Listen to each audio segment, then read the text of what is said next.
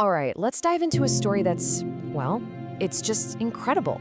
It's about a man who walked into one of the most dangerous places on the entire planet and completely changed it. But he didn't do it with force. He used something way more powerful. We're talking about the story of James Chalmers. You know, it really makes you wonder, right? How does anyone face down constant mortal danger? I mean, really think about it. You're surrounded by threats every single day. The jungle itself, diseases, and even the people you're there to help. How on earth do you not just survive that, but actually succeed? Well, the answer is probably not what you're thinking. It wasn't about having better weapons or more guards. Nope. His weapon was a strategy so disarming, so revolutionary, it literally changed everything. And to get what he did, we've got to go back to the beginning, to meet a very unlikely hero. Okay, so our story begins way back in 1841. Picture a small village in Scotland. This is where we meet James Chalmers as a boy. And let me tell you, this kid showed pretty much zero signs of the legend he was about to become. I mean, look at this contrast. It's just wild. As a kid, yeah, he heard stories about God and missionaries from his folks. But as he got older, he just turned his back on all of it, wanted nothing to do with church, period. And that's what makes his story so amazing. This is the starting point for this unbelievable transformation from a rebellious kid into a man whose faith would define his entire life.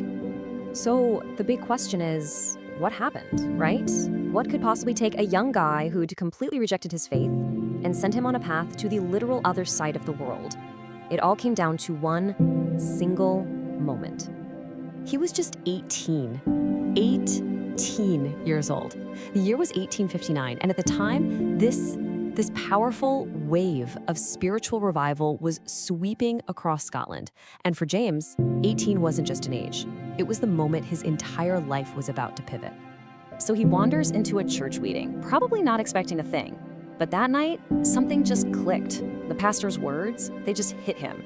And he felt this sudden, overwhelming calling to give his life to something bigger than himself. You know, all that rebellious energy he had? Well, it finally had a purpose. And from that moment on, he was 100% all in. So with this new fire inside him, Chalmers starts years of training. He just knew he was being called to some faraway place. You know, the kind of place most people would run screaming from, not towards. And in 1877, he arrived. And listen, I can't overstate how huge this was. Papua New Guinea back then, it was the very definition of a dangerous frontier. It wasn't just a challenge. For a lot of people who had tried to go there before him, it was a straight-up death sentence.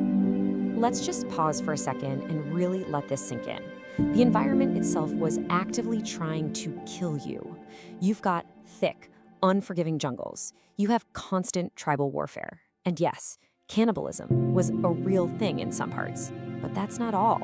You've got deadly diseases, hundreds of languages that were completely unknown to outsiders, and oh yeah, crocodiles in the rivers. This was the world he chose to walk into. So you have that whole list of terrifying things, and in the face of all of it, this was his response. If God sends me, I do not need to be afraid. Just, wow. That's an incredible statement of faith, isn't it? He wasn't naive. He knew the dangers. This was a deep conviction that his purpose was just flat out bigger than his fear. Okay, so here's the million-dollar question. How did he actually pull this off? He shows up in this unbelievably hostile land. He's facing warriors with spears who deeply distrust outsiders. What's his plan? Well, his strategy was surprisingly simple, but totally profound. His whole approach was just radical. So step one, he walked in fearlessly. When warriors confronted him, he just calmly walked right into the middle of them, completely disarmed them. Step two, he lived among them. He didn't build a separate compound. He slept on the wet ground and ate their food. Step three, he learned their language. He sat with them day after day, making mistakes, laughing about it, and just learning. And finally, step four, he served their needs. And this part is so important. His mission wasn't just about preaching, it was about doing. He became the guy who'd step in to mediate tribal fights. He was a nurse for the sick. He protected the weak. He even played with the children. He was showing his love through his actions every single day. So what was the result of all this hard work, of all this love? The people gave him a new name. They called him Tamate. And Tamate means friend. Think about that. It wasn't just a nickname, it was the ultimate sign of acceptance. The man who walked in as a stranger wasn't an outsider anymore. He was a friend. He was one of them.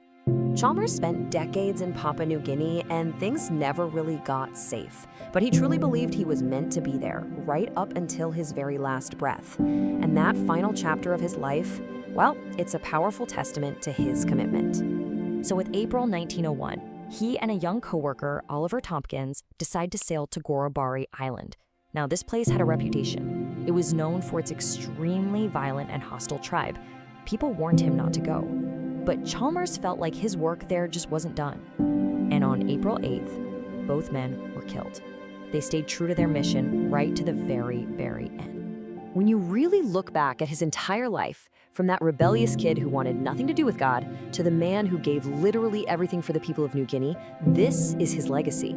It's proof. It's proof that one person filled with love and a fearless faith can actually transform a nation. That one person's commitment can ripple out in ways we can't even imagine. And that kind of brings us to one last really important question. The story of James Thomas Chalmers, it really forces you to ask, what is the true measure of a life? Is it about how long you live? Or is it about the depth of your impact, the love you give away? It's a powerful thought, isn't it? Something to chew on. Thanks so much for joining me for this one.